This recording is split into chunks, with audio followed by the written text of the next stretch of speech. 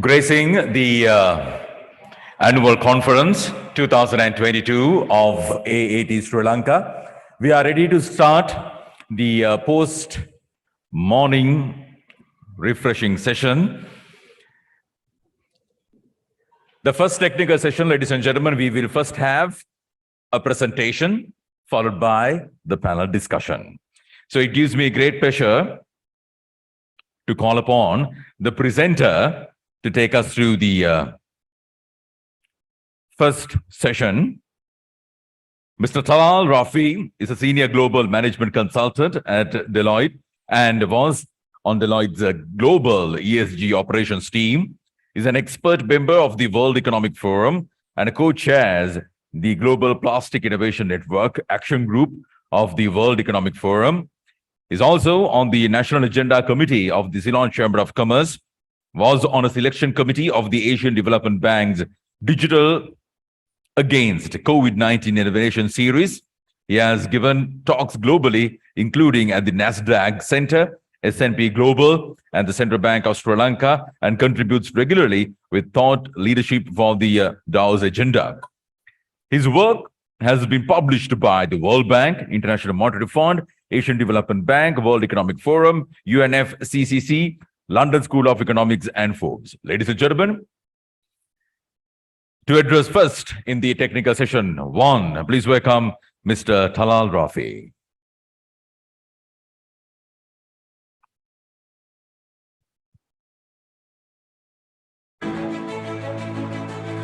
Sure.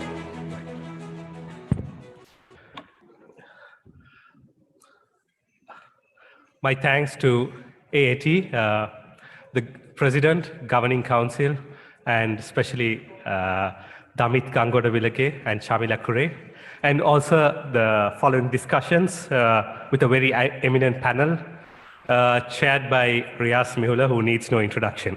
So this is going to be a very interesting topic, or a very important topic, gaining sustainability. I mean, we can come out of this crisis, but we need to be sustainable. The growth has to be sustainable. So with this, I'm going to divide my talk into 5 parts. First, I'm going to talk about the crisis, how we got here, because we cannot gain sustainability without knowing how we got here or what the actual crisis is. And then some of the challenges faced by SMEs or businesses as a whole, and the opportunities. And then I'll come on to some of the recommendations for the businesses. And finally, touch on policy recommendations. Right. So let's see where we are at the moment. Very high interest rates, high taxation, and high inflation. It's a triple whammy. So when businesses are in a crisis facing all three, it's a bit of a crisis, I don't have to say, and I'll come back to this later. And the limited ability to import due to a forex crisis, and at the same time, restrictions and increasing poverty. So when the IMF team was here, I was part of the delegation meeting them. And I would say that over half of the time was spent by the IMF delegation here speaking about the issue of poverty. So it's something that they take seriously. And we'll have to touch on the global economy as well, because right now the world is so globalized that whatever happens outside is going to affect us. So here again, we face high inflation, very high interest rates. Sorry, not as high as Sri Lanka, but still up to a level. Certain countries such as Indonesia and China have very low, because China is also going through a zero COVID crisis, and very high energy prices due to the Russia-Ukraine war, followed by food prices to the same reasons. And China's zero COVID policy is causing a lot of issues in the global supply chains. So that's kind of affecting inflation around the world as well. And the OECD has predicted that the economic growth next year globally will come down to 2.2% from 3.1%. But Fitch actually gives an even gloomier picture. So right now we are in a crisis where the friends who can help us are also in a bit of a trouble. So makes the situation a bit worse for us. So how did we get here? So let me speak about the past 2 years. So it started with the famous tax cuts. So because of that, the 3 global rating agencies downgraded us. And so we lost access to capital markets. Then we were hit by COVID. So tourism was affected, remittances coming from abroad, and exports. And a few policy decisions that went wrong were the fertilizer ban, the monetary theory followed by the central bank, especially printing money and saying it doesn't cause inflation, pegging the rupee to 203 while the market rate was much higher, and not engaging with the IMF much earlier, even though many economists were saying we should have gone to the IMF much earlier, when our debt was much more sustainable at sustainable levels.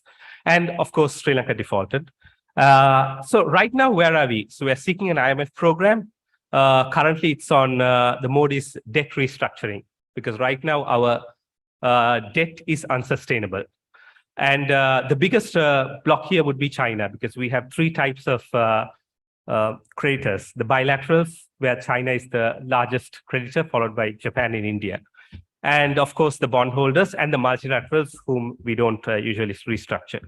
And another thing of the IMF is they want a primary budget surplus of 2.3% by 2025. So currently, we have a primary budget deficit of -4%. So it's a very tall order. 6.5% fiscal consolidation is going to be very tough. And then there's this looming question about domestic debt restructuring. The positive thing is that in Zambia, the IMF has advised that, it's okay to forego that. But in Sri Lanka, it's a bit more complicated because most of the interest payments come here. But let's hope that it doesn't happen, because it's going to have a disastrous effect on the financial and banking sector. So what are some of the structural causes? So most of these were from a paper I co-wrote with Professor Sirimal Aberatne. So some of the things are populist policies. So we've had decades of populist policies, like, for example, subsidies. We can start with rice from the moon, or low bread prices, free fertilizer, and many other things. I mean, cheaper fuel while the rest of the world was pumping at a higher rate. And of course, at that time, nobody questioned, and people willingly voted. And right now, 2022 is the year we are going to pay for it. And public sector expansion. So between 2005 to 2015, the public sector has doubled. So this is also has a crowding out effect. So the private sector is also a bit finding it hard to recruit, because about 1 in 6 people who are able to work, working age, work for the government. And with 1.4 million, it's extremely unsustainable to continue. So these are some of the structural causes, and low taxation. So we speak about high taxation right now, but Sri Lanka has had a very low rate of taxation, almost like 12% revenue to GDP before 2019, and now it's come to 8%, which is one of the lowest in the world. Coming to fiscal policies, large deficits. So even a primary budget surplus has only been achieved 4 times in the last 70 years. So that's a primary budget surplus. So fiscal deficits, I don't even have to speak about. So where consistently the government spends more than it gains. And this is unsustainable. And it's been done through 2 ways. Monetary financing, of course, the central bank borrowing from the central bank, which in layman's language is printing more money, and debt, both globally and domestically, especially from the 2 state-owned banks. So other reasons, I'll come on speak in detail about this later. Lack of entrepreneurship, I would say. Protectionist policies, because most of the sectors here are protected by the government, so unable to compete in the world, rest of the world. And it also discourages them from looking out when they're too comfortable in the domestic scene. Sentiments against investments. So this is something like I was speaking to a former chairman of JIC, and he was telling me that recently Gautam Adani came here. And if it was any other country, they would be rolling out a red carpet. But here, of course, he was met with protests. So with this kind of an attitude, it's a bit difficult. Red tape, labor and land laws, for example, highest retrenchment costs in the world. When it comes to land, almost 82% of the land is owned by the government. So this means even private people who lease it out don't want to invest heavily because it's not their land and they don't take care of it. well either. Lack of FTAs, which I'll come on to later. So these are some of the structural causes. So coming on the more micro side, challenges faced by businesses. So high interest rates, very difficult to operate. Many businesses I speak to say that, why put your capital to expand operations when you can put it in a fixed deposit and get a guaranteed return. So that's a bit of a discouragement there, and very difficult to operate as well. Higher taxation. So I think we have to pay it, but it's also something that not the right time to hike taxes so high, especially when the people's the level of spending they have is quite low. Very high inflation, almost 60% according to the central bank recently. And access to finance is also an issue. Most of the banks lending with asset-based lending as opposed to cash flow. Low adoption of technology is another issue faced by businesses. Lack of entrepreneurial skills. So I'm on the Enterprise Operations Committee of Moratuwa University. And what we find here is that technical skills, people have one of the best in Sri Lanka. They're great minds, but entrepreneurial skills are a bit lacking, which we need to work on. Communications, presentation, financial skills. And moving on to bureaucracy, of course, getting approvals, others are quite tough. And lastly, very tough to import.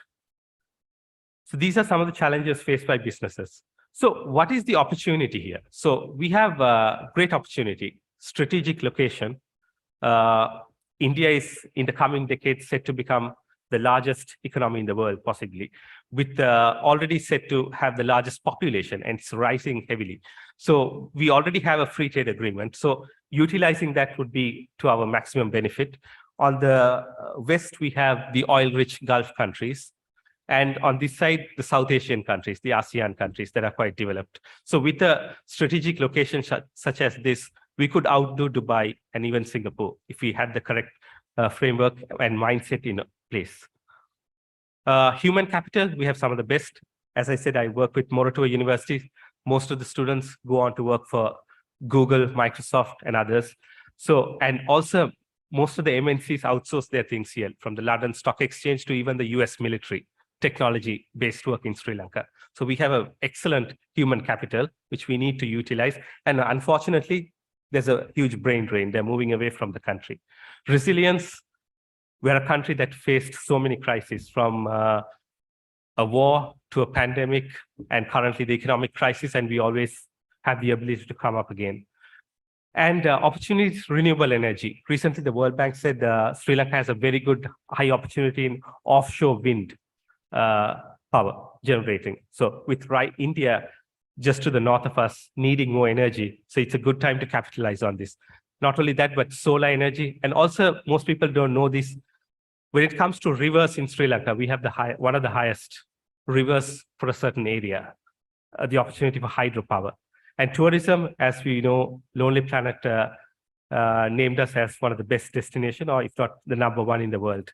So if we can properly utilize all this, we can not only survive, but revive and become a great nation once again. So what can businesses do? So I was told to tackle the micro side and the macro, so I'll come on to what the businesses can do.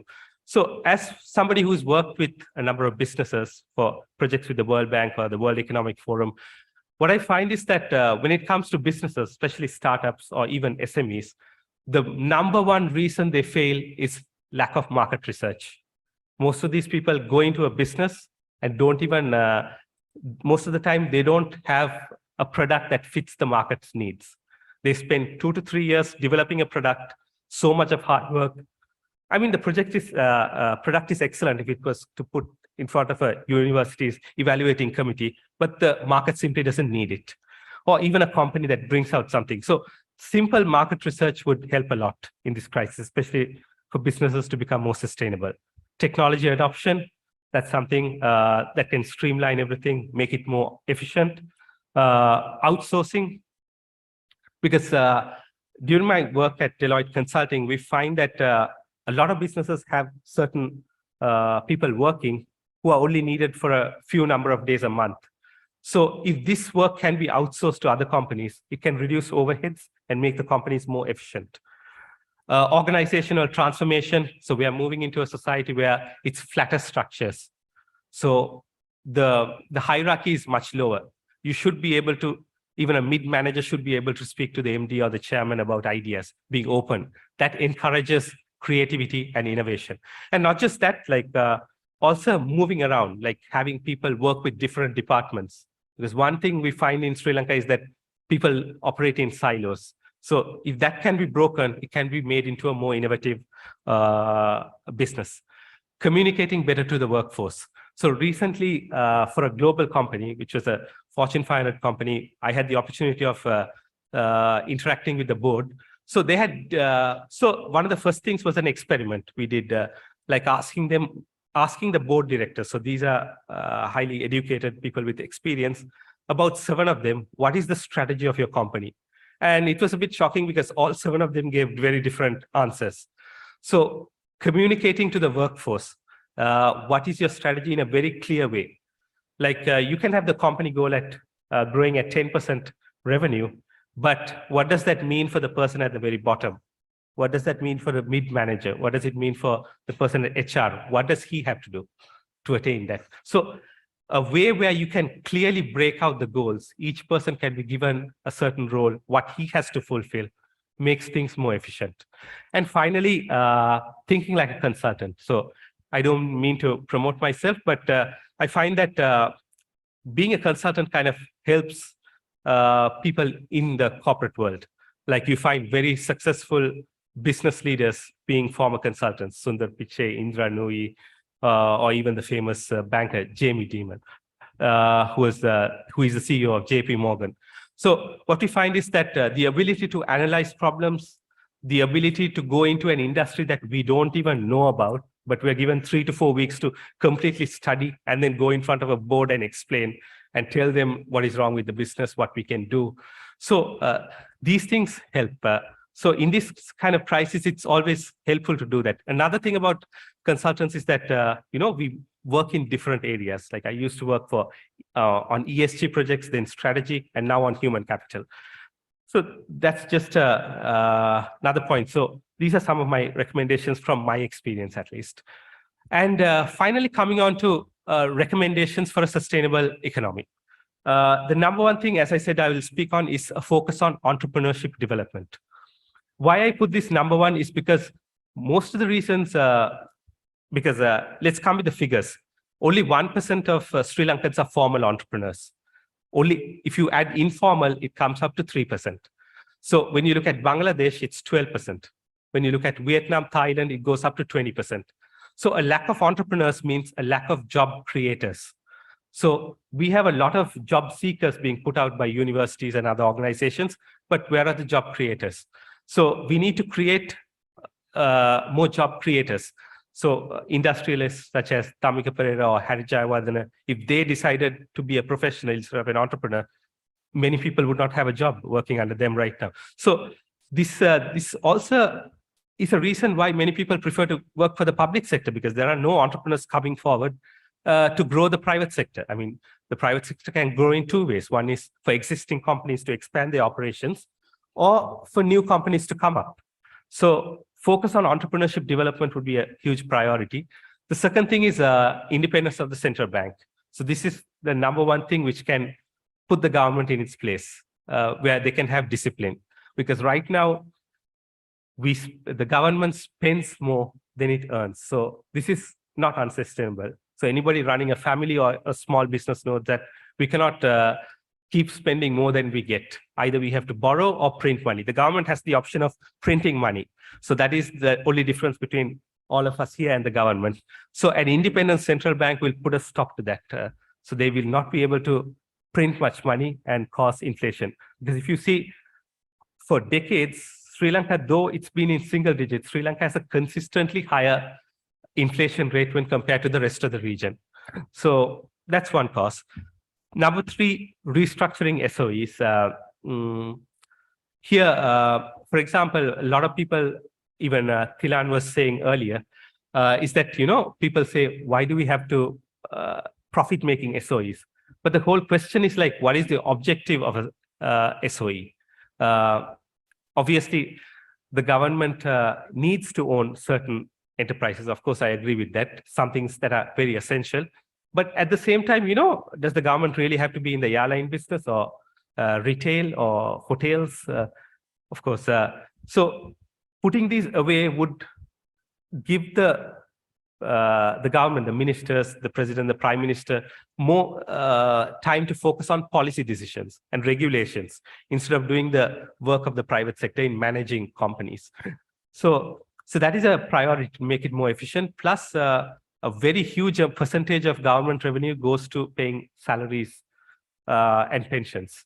And this, as I was having a conversation with former Governor Indrajit Kumaraswamy, he said that the effects of this can be felt in the coming 2 decades, when all these people will retire and we will have to pay the pension. So our children are going to face an even bigger crisis than us. Improved tax regime. So as I mentioned, we have one of the lowest tax rates in the world, 8% to GDP, government revenue. So not only increasing this, but also focusing on where we get our taxes from. Right now, 75% of the gains come from indirect taxes. So that is VAT and others, which the poorer segments of society pay, while only 2% out of the 8%, so that's 25%, come from income tax. So rightfully, how the richer classes should be paying. So increasing tax regime would be improving would be another option. So another example is Estonia, which has made the tax system so efficient that it only takes around 5 days a year for a company there to sort out all their whatever payments they have to do. An export-oriented economy. Right now, we have a huge foreign debt, which has to pay it in dollars. So unfortunately, we cannot print it like the US government can. But so only way out is to export further. And how do we export? Like one thing is the businesses have to be made, like the president said, made more competitive. Reducing, we have a very protected society here, especially keeping people from importing inside, and a very complex tariff regime. So reducing that will help our companies compete within Sri Lanka so they can move out further. And the sixth is how we get into business in the global. One thing is tapping into global supply chains, and free trade agreements will help for this. One example is China. For example, China, as we know, is a manufacturing superpower. Even the United States cannot compete with it. But even to make an iPhone in China, China is unable to do it, even with all their infrastructure. So components from 43 different countries come in to make an iPhone in China, and only 7% of the value addition is done in China. So what we find is that, but it still created 1.3 million jobs. And it also cost a lot of management skill transfer, technology skill transfer. Like when you look at 90s in China, most of the people, the leaders there, especially wanted foreign direct investment into specific companies where they knew they lacked management skills. The local population lacked management skills. So people here, I see the government saying FDIs we need because we need dollars, we need to come out of crisis, we need to create jobs. But another 2 reasons would be, why not look at it as technology transfer, how to gain technology, how to gain management skills. Look at Sri Lanka Telecom, because it was managed by a Japanese company. We learned Emirates, we could have studied how the Emirates global leaders did it. So that is something that we need to be on, curious, learn more. And for that, we need FTAs.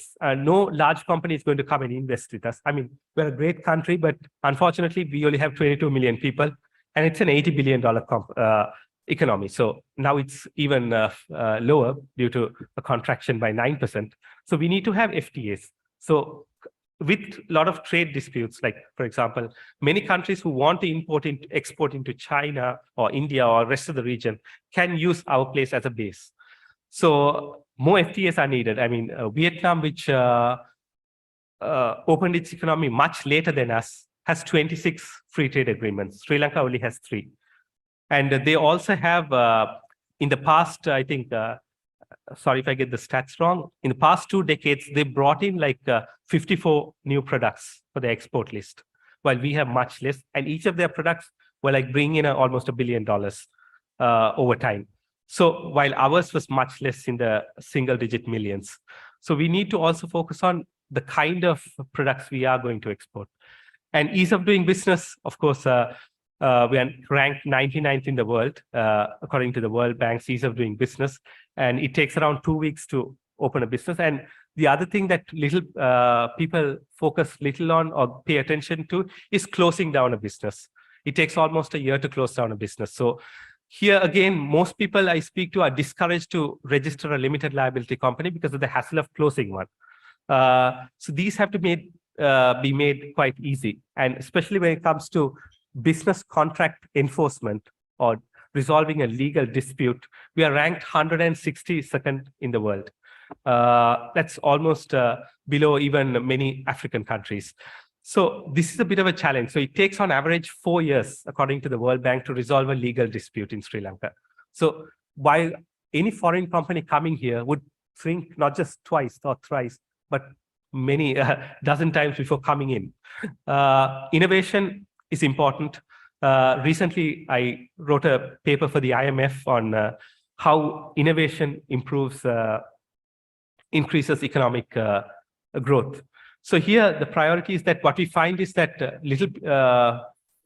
what people don't know is for centuries, there was very little economic growth, hardly 1% or 0%. Only after the Industrial Revolution did the whole concept of economies growing come up. So that was because of innovation. We find that throughout history, with each innovation, new product coming in, new ways of working, efficiency increases, and due to that, the economies boom. So this whole concept about economic growth came about because of innovation. If not, we would have been like the Roman Empire or others. We have to just conquer countries or increase our population to grow.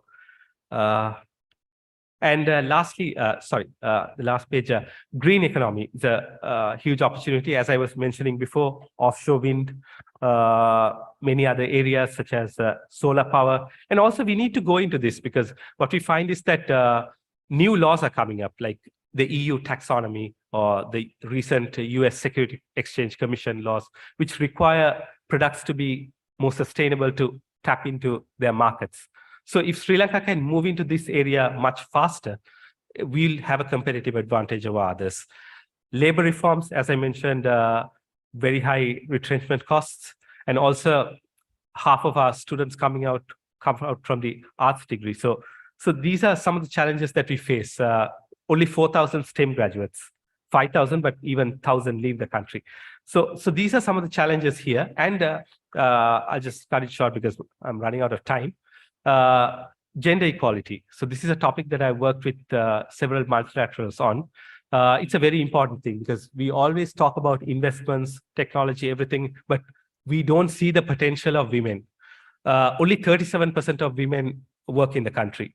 And it's like, if we can improve this, according to studies, there is a potential to expand the economy by a further $20 billion and the global economy by $28 trillion if the gender gap can be bridged.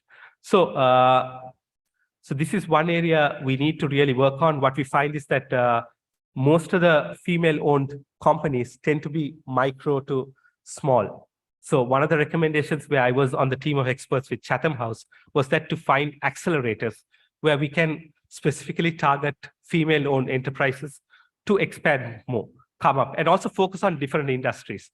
Because there's a lack of female-owned enterprises in businesses in technology-related areas or financial areas, which are growing very much further. And finally, my last point would be consistent policies. We have, everyone knows how policies change, tax rates change, everything changes in this country with a government, not only the ministers, but also the secretaries change. And then if you go to a government office, you get completely new people there. So with this type of inconsistency, it's very difficult for a corporate company to plan for the next 5 to 10 years. So consistent policies, even if it's a bit higher taxes compared to the rest of the region, we can have something that's extremely consistent. And for the next 10 years, where we can have consensus among all political parties, the governing party, the opposition party, and others, I think this country can move forward in a very sustainable way. Thank you very much.